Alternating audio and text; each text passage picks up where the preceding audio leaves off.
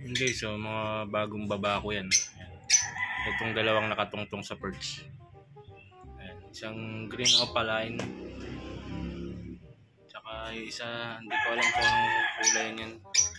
Para siyang blue. Blue opaline. Pero iba yung pagka ano niya, blue niya. At ano kayang mutation? Ayun. Ganda. Ganda ng kulay yan. Kapatid yan, dalawa. Ayun yung parents nila yun. Yan. Ayun yung cock. Ito yung hen. Ayun mga anak. Ayun yung anak nila.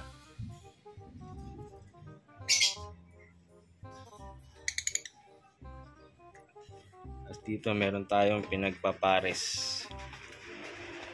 Isang white bull opaline, split ino, ay possible ino, saka isang lutino hen.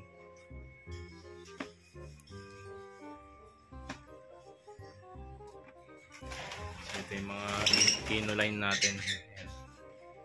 Dalawang albino opaline, saka isang green opaline, possible ino.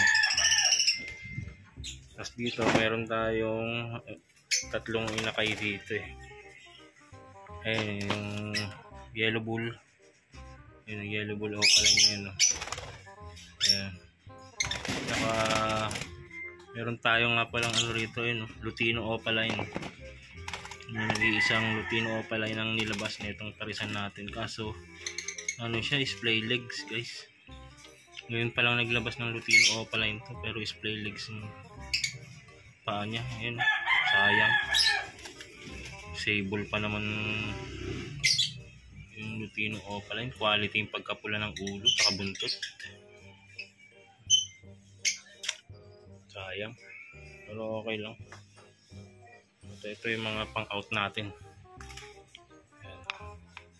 Par blue opaline dilute. Kasi yan, pang out natin yan.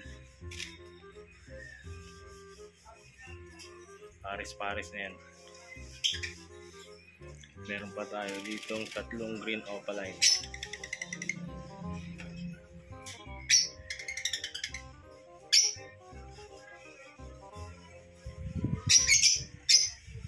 Ayun na, nagpares na yung dalawa. Kinarisan na ng lutino yung white bull opaline. Medyo bata pa kasi yung ano, yung white bull opaline na yan, pero pwede na i-breed yan. So yun guys, yun lang na ating video ngayong araw na to. Gagandahan talaga ako rito sa isa na to. Ang ganda ng kulay niya.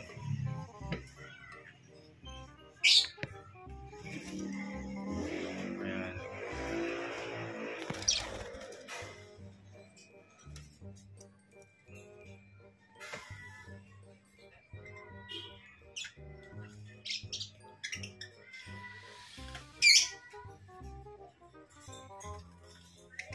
Ganda.